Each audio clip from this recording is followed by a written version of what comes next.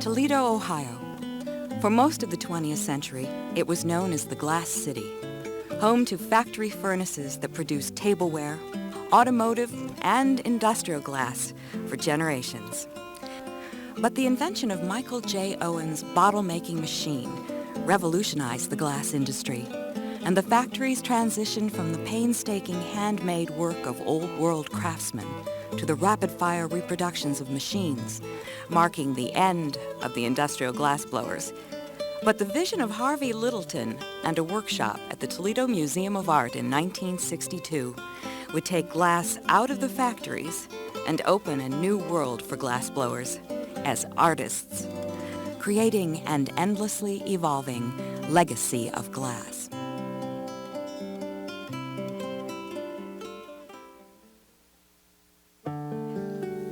From its inception, glass blowing has been a commercial pursuit.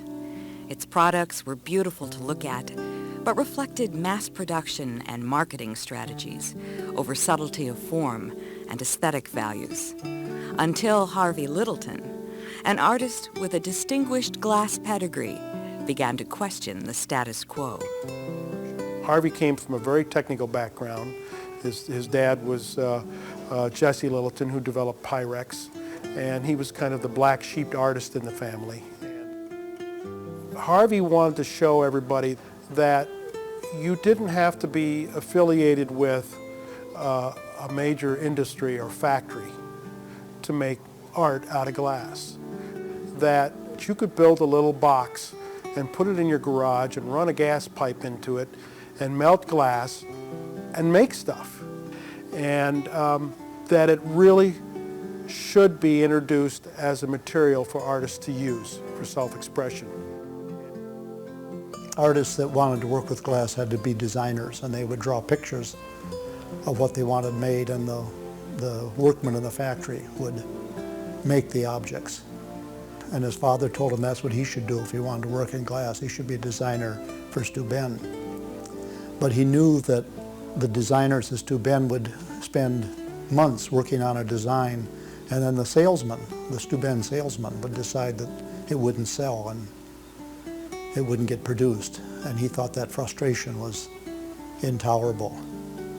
So he wanted to be an artist and design the work and make it himself.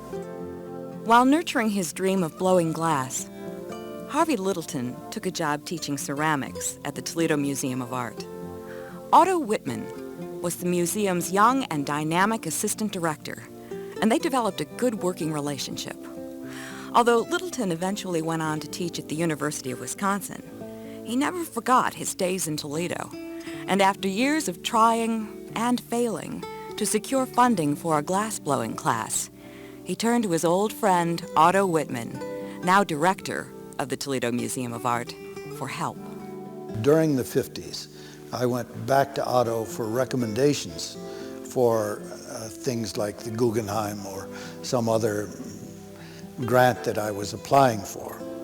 And finally, that's what happened, how it got started, the workshop. He said, well, it looks like if anything's going to happen on this glass thing, we'll have to do something here.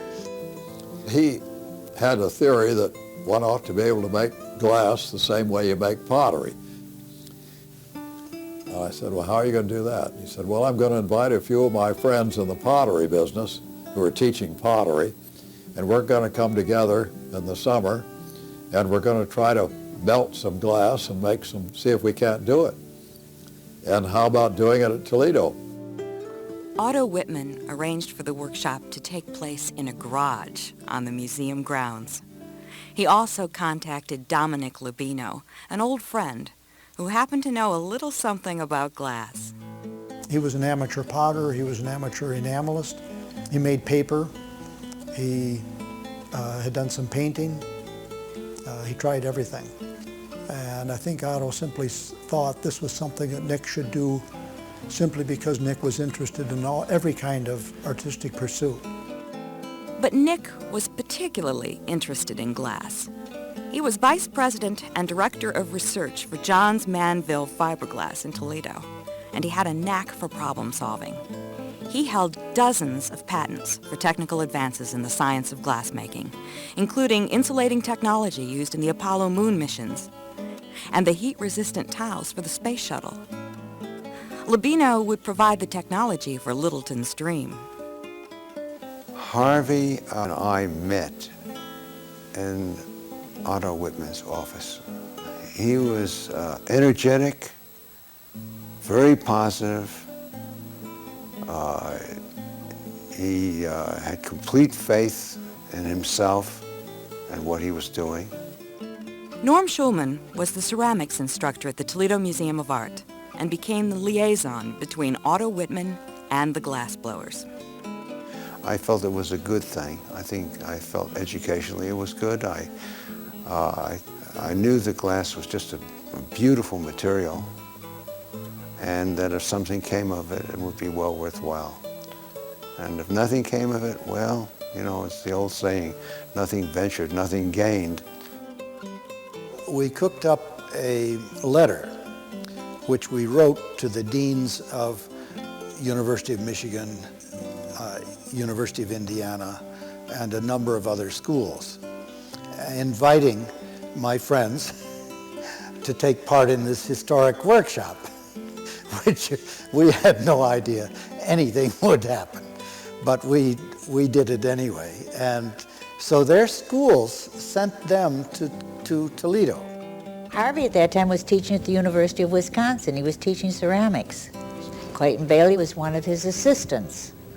The others were potters and heads of their ceramic departments at the universities that they came from. And Tom McLaughlin was a ceramic teacher in Iowa. I was so worried that that was limited to 10 people.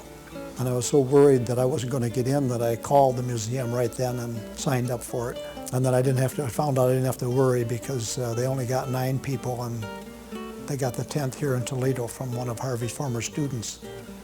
I was in the right place at the right time. I was in Norm Schulman's class when he announced this new experiment that was going to start, that they were going to have a glass workshop.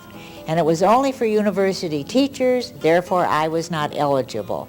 But then about a week before it started, Norm Schulman said, if you still would like to take the class, you can. It didn't fill, so you can take it. It's $50, and I paid my $50 fast, and I took it. It took place during spring vacation, and I rode out to Toledo with Harvey and Clayton Bailey. And we got here, we went to Norm Schulman's house and spent the night in his basement on cots. And we were awake all night, all 3 of us, and never said a word to each other. Assumed the others were asleep, I guess, because we were all so excited about what was going to happen the next day that we couldn't sleep. The initial excitement everyone felt soon turned to frustration when things didn't go as well as expected. We got a furnace built and put a burner in it and got it hot. And Harvey's plan was to put stoneware pots that he had actually thrown himself into the kiln and put chemicals in the pots, use the pots as crucibles to hold the chemicals to melt them into glass. So we mixed the glass and melted it. Well, it didn't melt very good because we had screwed up the formula. So then we called on Nick, and Nick came in and looked at it and said, you got to get rid of all that stuff. And so we did by tearing the furnace apart. Tuesday night, we took it apart, and we had it back together again by Wednesday. And Nick brought us some of his marbles that they used to make fiberglass. And we just threw them in and melted them. And then by Wednesday night, we had glass to play with. We immediately split up into groups so we could blow glass all night. I think everybody kind of looked at it and put rods into it, punties and blowpipes into it, and kind of just see what the consistency was like and what it was like. But we didn't know what we were doing. I think we'd seen a movie in the Museum of Glassblowers. My lack of skill was unimportant. It was just very exciting just to work with it. Harvey Littleton's dream was taking shape, and the future of hot glass quickly attracted the interest of its past masters. My feelings were that since we were in Toledo, we should involve the old glass blowers I just felt that they would have information that would be useful to us. I felt that if we had some sort of a public program and send invitations out, somebody would show up. He'd gotten some publicity in the Blade about the workshop, and he said that he was going to have a lecture on Saturday morning in the museum theater to talk about glass as a medium for artists and what they'd accomplished. And Harvey gave a lecture, and after the lecture he had these pieces of glass out there and talking, and this old guy came over and holding it and everything, and he started talking to Harvey. And it turned out that he was sort of the dean of the old glassblowers. It was Harvey Littleton. Harvey Littleton was very impressed. He said, you've never blown glass before, and you're making these things. And so he had immediately see our furnace, so we all trooped out to the garage behind the museum where the furnace was, and he came in a black suit and a white shirt and tie to this lecture, and he immediately started blowing glass for us and demonstrated, and then asked each of us what we wanted to make, what kind of object we'd like to make in glass, and then he showed us exactly how to do it. And that was all totally serendipitous. When we could recognize who he was, that he was a glassblower, and get him to do it, it was very delightful. Harvey and Clayton and I went home very excited. Harvey was filled with a possibility, realized that finally he was getting started, and this was now what things were really going to take off, and he was right. The success of the March workshop, and a second held in June of '62, inspired Harvey Littleton to spread the gospel of glass. When he wasn't persuading other universities to start their own glass programs, Littleton was back at the University of Wisconsin, teaching future studio glass luminaries, including Marvin Lipovsky, Fritz Dreisbach, and Dale Chihuly. In turn, Littleton's students graduated and started teaching glass students of their own. You think of the whole business as a family tree where Littleton is the roots and all these branches, where they were branching very rapidly. And you'd have third or fourth generation student-teacher relationships in just 3 or 4 years. As the studio glass movement grew, Dominick Labino returned to his Grand Rapids, Ohio studio and picked up the blowpipe. Nick Labino blew a lot more glass than Harvey did in those years. From the second workshop in June, he'd gone home, built a furnace in his studio, and he blew glass every night. He came home from work, he had dinner, and he went out to the studio, and he blew glass until he had made 8 pieces. And he wouldn't go to bed until he made 8 pieces. '68, I visited him, and he had, I think there's 400 or 500 pieces of glass sitting on shelves in one room that he'd made in the previous 6 years. Dominick Labino's prolific glass blowing quickly enhanced his skills, but it was his scientific knowledge that helped produce some of the most beautiful glass ever made. I think the most outstanding characteristic of what Nick Labino did was the material. He had such incredible knowledge of glass that he was able to make the material as good as it could be made. And in fact, the glasses that he made, broken and laying on the floor, were far more beautiful than a lot of glasses sitting on the shelf. Nick's glass literally sings when you look at it. You look at his glass in a case and it's absolutely, I just hear it singing. When someone shows me a piece of Labino glass to see if it's a real Labino glass, the first thing I look at is the glass itself, before I even look at the form. Because the glass itself has a completely different look than other studio glass. The majority of people that run glass studios run a tank of clear glass and they buy their colors in bars from Germany, either Kugler colors or Zimmermann, and they have They whack off a chunk of densely colored glass, heat that up separately, and encase that in clear glass. And that's where the color comes from. Nick had science working for him when he first got started. And he had a whole world of scientific knowledge to draw on to mix his own colors. So the glass is always mixed with the color inherent in the batch, which is why the glass has such a different look than most glass.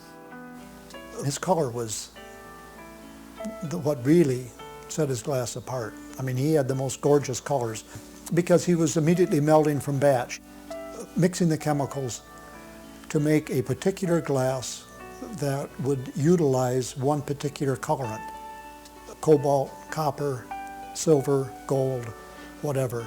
The whole formula of the glass was designed to complement the color, and it always looked just perfect. Nick was not a trained artist, but he was an extremely sensitive person and creative person who could put together all of these things.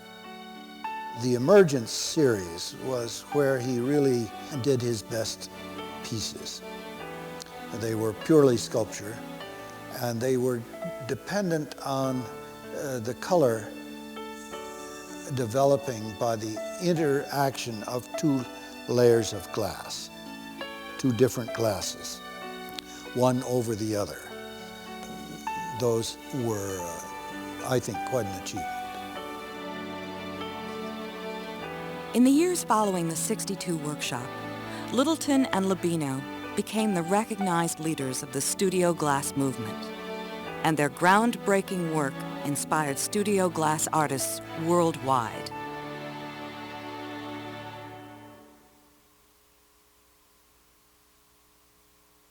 The '62 workshops established both Littleton and Labino as pioneers in the movement, but their paths would develop differently.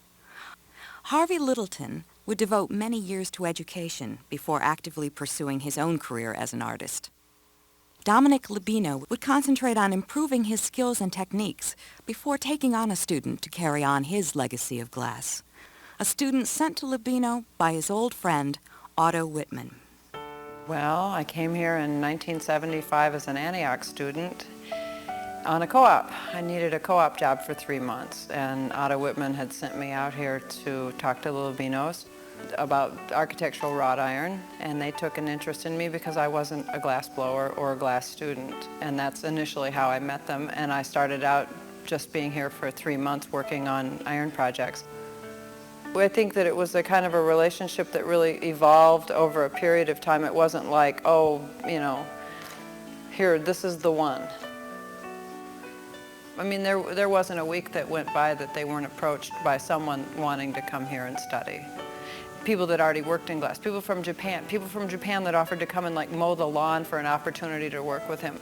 So when I showed up and I wasn't interested in glass, they were, and I didn't know it at the time. I had no idea that that was my in. I just really wasn't interested in glass. I only became interested in glass because I was here for so long. It's hard to avoid around here. Well, Nick decided that he was getting older and that I could be of use to him at the furnace if he trained me to work with the glass. If you teach someone to work your way right from the beginning, then they work the way that you work. So he was taking like basic raw material and training me to work and respect the tools and equipment in the way that he did.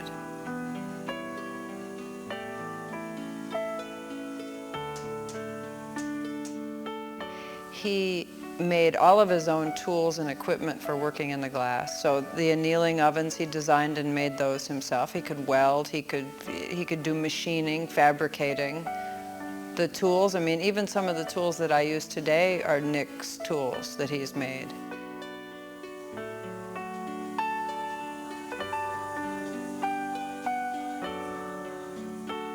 He always quoted Edison when people asked him when he was going to retire. He'd say, a day or two before the funeral. So, and that pretty much sums up his life. You know, it was hard to hold him down. Cancer was one of the few problems Nick Labino couldn't solve. But he could guarantee the continuation of his glass studio in the capable hands of Baker O'Brien. Even when he was very sick, he just expected that, that I could do it, that I could do a fine job, and there just wasn't anything holding me back from being able to do this, to be able to make the glass, and to be able to carry on the studio. So, and that's what he really wanted, to see the studio go on. Following his death in 1987, Baker O'Brien continued blowing Labino glass with the blessing of Nick's widow, Libby. 5 years later, Baker bought the studio, and since then, she has carried the Labino tradition into a new direction, combining Nick's formulas and color with her own unique designs. Blowing glass is a wonderful thing. People get really charged about blowing glass, and I'm right up there with them. It's because it's so spontaneous. Everything is so like now, and that's why I like music when I'm blowing, because it helps to sort of inspire and motivate me to move to a rhythm, because there is so much rhythm going back and forth. Every second counts. It's like a dance, because you're back and forth, and timing is everything. It's too hot, too cold. Too hot, you lose your form. Too cold, you lose the piece. So when the glass comes out of the furnace and it's molten hot on the pipe, it's about 2100 degrees, and then it probably ranges while you're working it between 16 and 2000, 1900 maybe. So then when it goes into the annealing oven, it's usually cooled down to about 1200 degrees. So everything is timing in terms of knowing how long it's in there, how long you need it to be in there for what your next step is, and then bringing it out and getting it over to the bench as fast as possible to be able to do what you need to do with it. My pieces tend to be strong and simple, and bold, in deep colors. I like rich color. I like a lot of color. I've always been really partial to functional work. I've always enjoyed using functional art, and to me, there's nothing more beautiful than a simple bowl in a fabulous color. The color is inherent in the glass, so the color goes all the way through. It's not a veneer of color. So right there, that's different. The colors that I'm mixing in the furnace will have a different look from one angle, from one light to another. They'll look green in one way, they'll look blue in another way. Reds and the silver glasses are the more difficult glasses to do with any sort of like predictability. The oxidized glasses are easier that way. Your greens, the blues, the purples. I mean, those are beautiful colors, and I like to mix those colors. I never mix like a straight green or a straight blue. I like them to be different, to have a different look.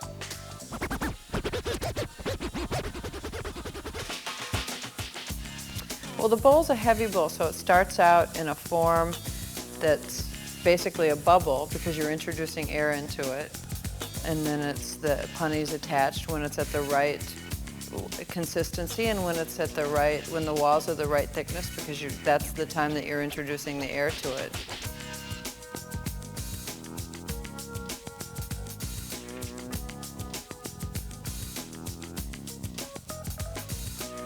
So you're actually finishing the bottom first, and then attaching a punny rod, and then opening the other end up.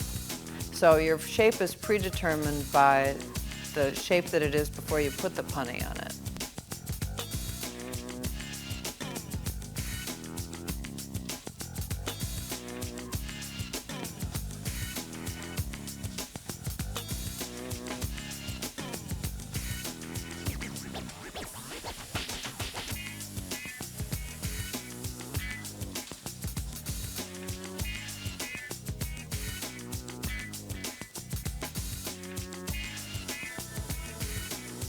The optic base that I do is placed in an optic mold, which actually makes chill marks at 6 points. And I call it an optic base because I'm using an optic mold, but also because it gives it an optic effect. And then I use another tool to pinch around that part. And so what it does is really throws the light around, almost in a cut way at the base, almost like if it was a cut glass.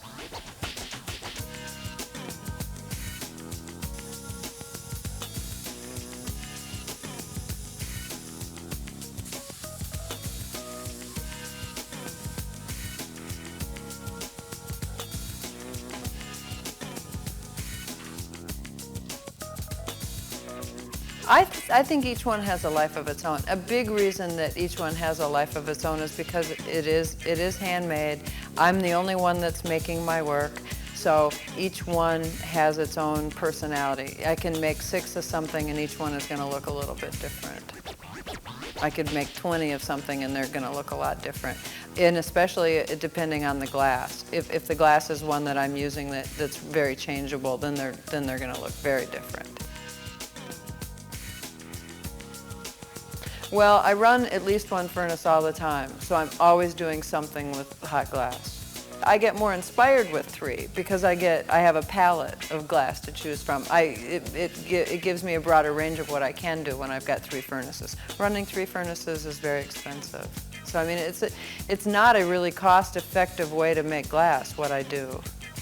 It's not cost-effective at all, but it's the only way to get those kind of colors that are the tradition that I've learned.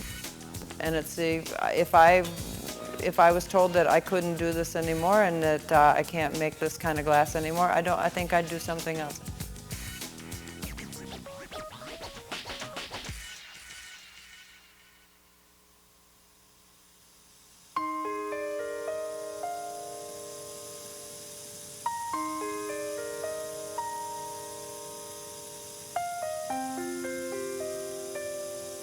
When I walked in to the glass department when I was in school, it was love at first sight. I just walked in, my mouth dropped open, I just was blown away. And I came home and I told my parents, this is what I'm going to do the rest of my life. I mean, I just knew it. I just walked in and said, this is it.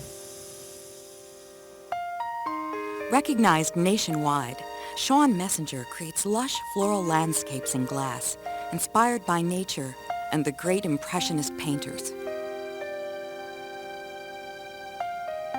When I was in school, I thought I wanted to paint.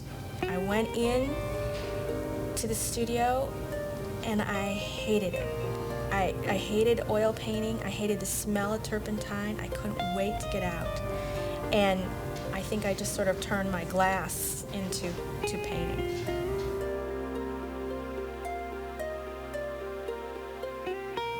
Before I had my own studio, I blew glass out at Crosby Gardens.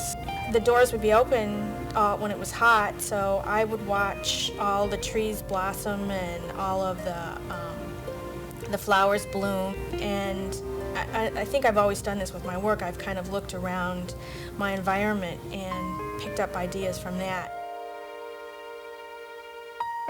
I just slowly started thinking about Impressionist paintings and a lot of Monet paintings, and I guess that's where I took a lot of my inspiration from.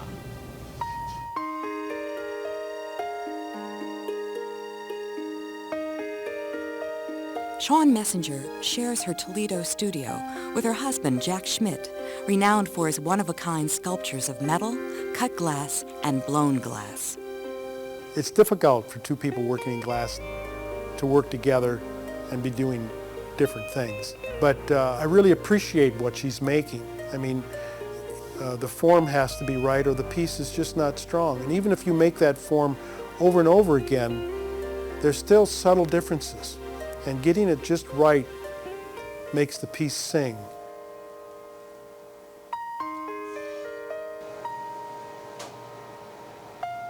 Usually I have at least 2 assistants. Heather is usually setting up the pieces, setting up the marinis. Mike is actually lots of times finishing the pieces.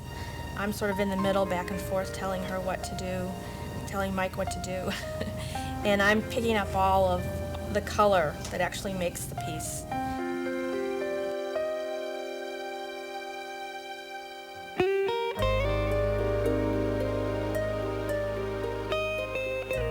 Shawn's work is acclaimed for its rich color.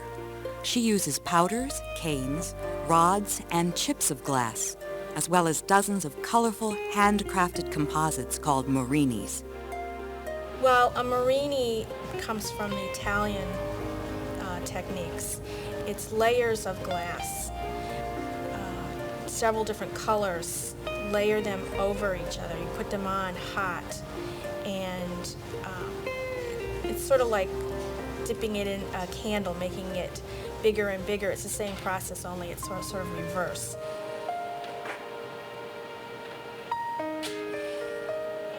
And at one point, we put in the hot bit into a mold, which shapes it in the shape of a star or several, pointed stars. Then we put crystal on all of them, because if they were set next to each other, they would become one. So we want the crystal separates them to look like the flowers. And then you heat it up and take another punty and attach it to the end of the hot bit, and then pull it into long canes, and then let it cool.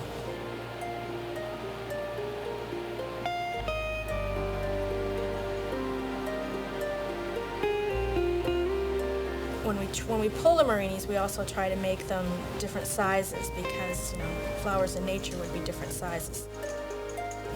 We have specific flowers in mind when we're making them, and we have different names for them. Red roses, pink roses, morning glories, daffodils. It's so amazing, what nature creates. If I could come back and make just a little bit of that, then I've accomplished something, I think.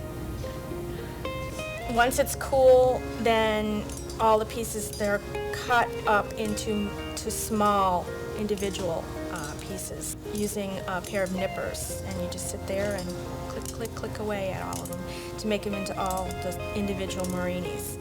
After they're all cut, then they're all separated into their own little compartments, and from there you get to create whatever you're doing, all the landscapes. You get to create the gardens. You pick and choose the small pieces, the large pieces, and you put them together into fields of color. I made a perfume bottle. It's teardrop shape.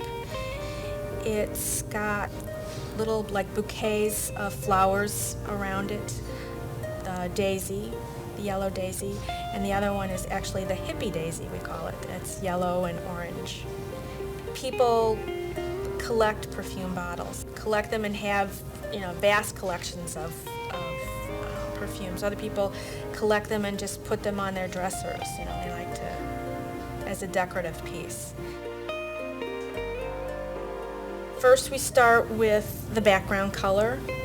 We gather the glass and add whatever color background we're going to do to it. We roll it in the colors, and then that's heated in to the surface. Another layer of crystal goes over that, and one of my assistants will usually bring me a bit of hot color. It's usually 2 colors, an overlay color that's added onto the glass. That's fused in. And then we have small canes that are like the little stems. We just pick those up from actually the marver, and then we add the morinis on.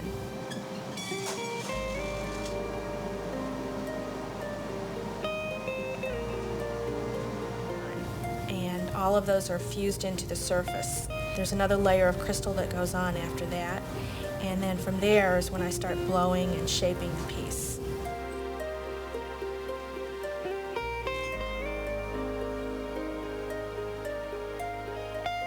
You use a lot of tools a lot of times, but I personally like the newspaper, the wet newspaper, because it's in your hand. It's just between you and the glass. That's the only thing that's stopping you from touching the glass. But you're using your hand to create the shape, and I like it far better than using any other tools.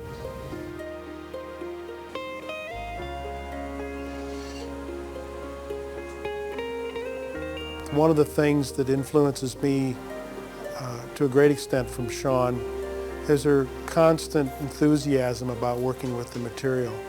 And she's been a workhorse dealing with this material ever since she first saw it. And every day she comes into the studio, she just dives back into it. She loves the material. She loves what it does. And that to me is very stimulating, to see somebody that can reapproach that material every day with that same kind of interest and enthusiasm.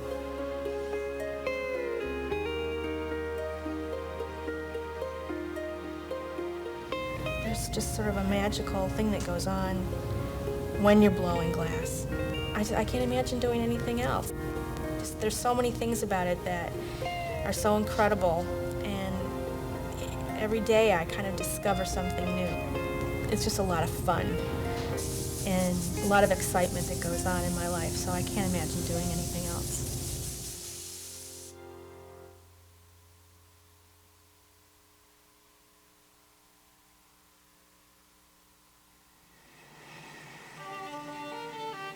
Artist Mark Matthews works in the hot glass studio at Sauder Village in Archbold, using a simple shape so familiar from childhood to create fantastic worlds of color and pattern. The previous glassworker at the village made marbles, and I made him show me how to make one, and immediately had this idea for these huge containers with radically different spheres. And the quest for different color combinations and different formats and different graphics has just been pretty well unending for 15 years. Oftentimes I have elderly people who look at these spheres and they say, I had things just like this when I was a kid. Well, I know for a fact what the antiques looked like, and mine are so idealized and so meticulously produced compared to that. But what's happened with these people is they have had genuine aesthetic experiences with these things in their youth. And it's been 60, 70 years since they've handled these things, and these things have become mythology in their mind. The 19th century objects were just disposable. They were just toys. They were never meant to be priceless artifacts. They were produced in mass, and not enough care was taken to make them dazzling enough to be saleable, but they were never meant to be archival objects. Mark Matthews' spheres are worlds apart from the marbles we played with as children. His glass art is in the permanent collections of some of the world's greatest galleries, including the Smithsonian Institution and the Victoria and Albert Museum in London. The sphere itself is just an excuse for an object. It's an excuse for a glass object. It's a minimal physical unit that can hold just about any idea. It's kind of a neutral physical unit. Anywhere from the softest floral sort of color schemes to the hardest black and white geometrics, to empty space with articulated air bubbles. The sphere is really just a neutral unit that's accepting of any sort of an idea. Some of Mark's most admired and intricate designs are his animal print spheres. These incredible creations are accurate reproductions of animal pelts held in the archives of the Smithsonian Institute. They're just really lush. They're really lush exercises in fantastic patterns. They're patterns I couldn't possibly come up with. The drive with them was always to make the patterns just absolutely as accurate and specific to an individual beast as possible. To avoid any kind of a cartoon or a superficiality or a superficial design or anything. The world's awash in cheesy animal patterns. This is reality. This is stem to stern incorporation of the thing and all the way around from the spine to the belly.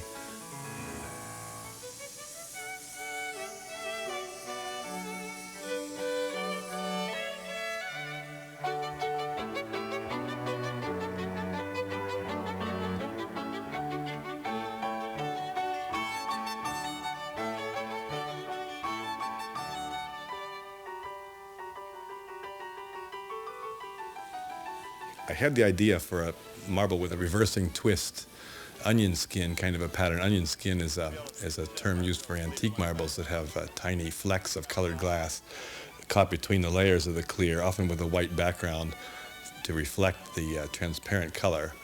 But this onion skin pattern that we made is a reversing twist. So there's a chevron at the equator, and it twists in opposing directions, opposing helical directions to each pole.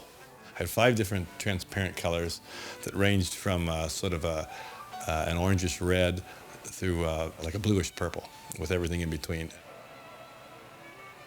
And then we had 3 different chartreuse-based colors. And these were opal glasses that were applied over the transparent.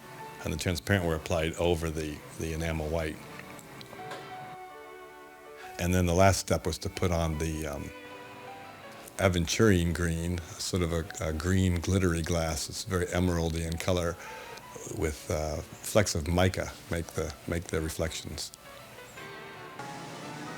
We start with an accumulation of clear, a sufficient amount to be underneath the enamel, the white enamel glass, which is put on in the form of a powder.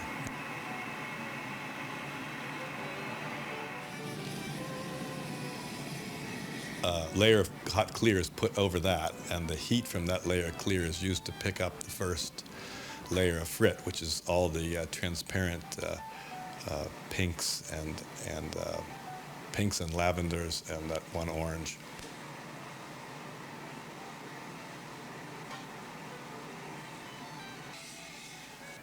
And then it's heated and that's melted in, and one at a time each of the greens is put on.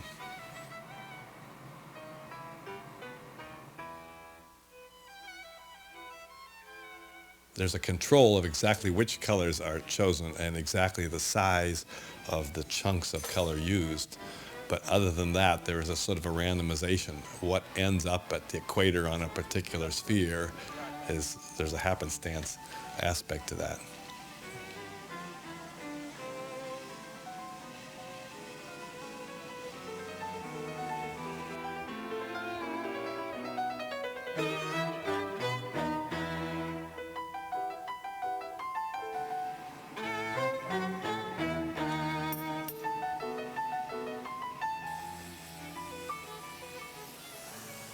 Everything with the glass has got to be done completely relevantly to the glass.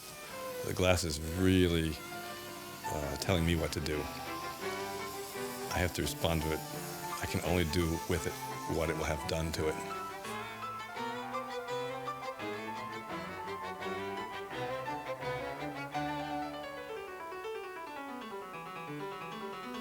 I'm really interested in glass history. Glass history is huge. It goes back almost 5,000 years.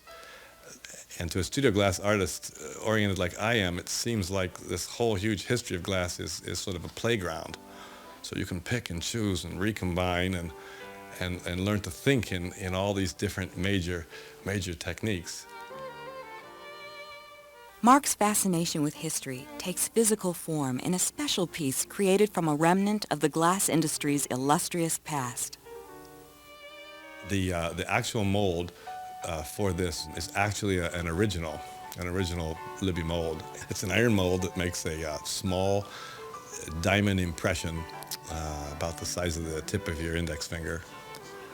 And then it can be cased over, and everywhere there's a little dimple, you catch a little air bubble. They were used for decorative applications on pieces, for stems in goblets, for feet on vases, a big vase with perhaps 3 bubble ball feet. And the story is that they were scrapping the old Factory A, the old hand plant at Libby, shortly after World War II, and they were taking everything to the junk heap, everything, all the pipes and all the old hand molds and all the optic molds and everything.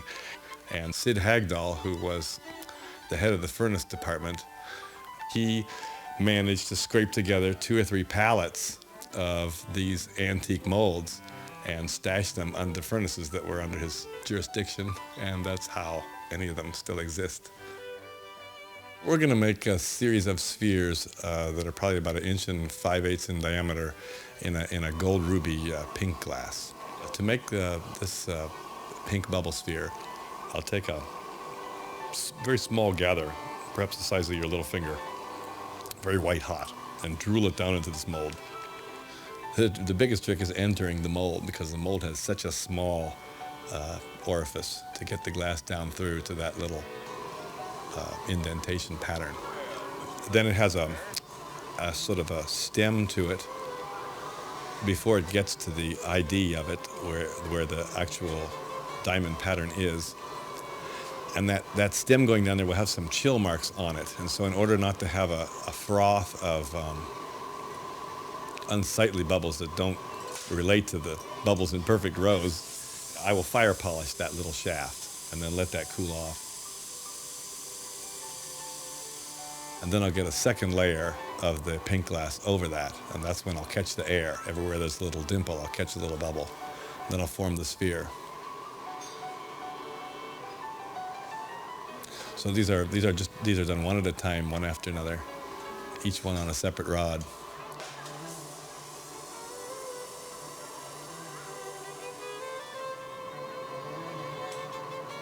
Well, as the sphere is cracked off, it's got a little stem where it was last attached to the stock or to your punny rod, and this can be softened with the torch.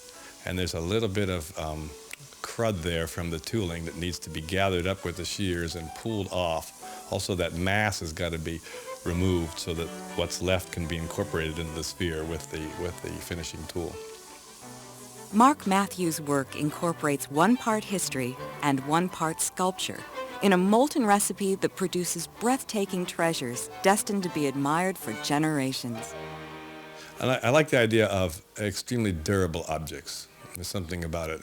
The objects can enclose extremely delicate things or have just hair-fine patterns in them that look like lace, but the object itself is like a rock. It'll roll down a hill and still be in one piece. Whereas a dragon stem goblet, ding, ding, oh, excuse me there. It's all over, isn't it?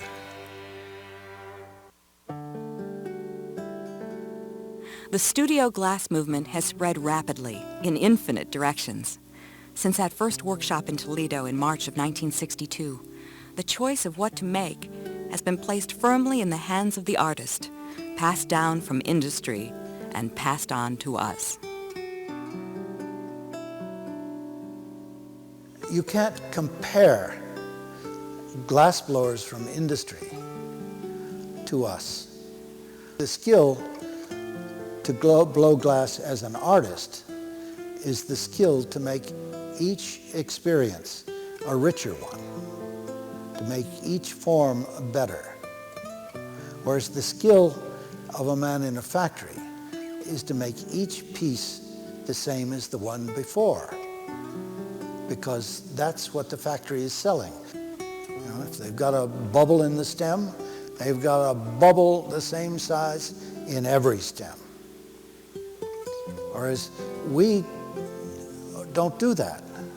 We make everything different. That's what it is to be an artist. Well, of course, the glass movement has just grown incredibly.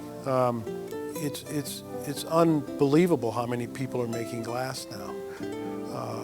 The quality and quantity of work being done today is just light years ahead of where it was in the 60s. And it's gone very intensely in all directions. It probably boggles Harvey's mind sometimes to see how far and wide it's gone, you know, but I think he fully anticipated it. You know, I think he was a real visionary that way. It's sort of like Alice stepping through the looking glass. Who would believe what was behind there? You know, who would know? People ask me, did I know? No, I didn't know. Did I dream about it? Sure. Every damn night I dreamed about making glass.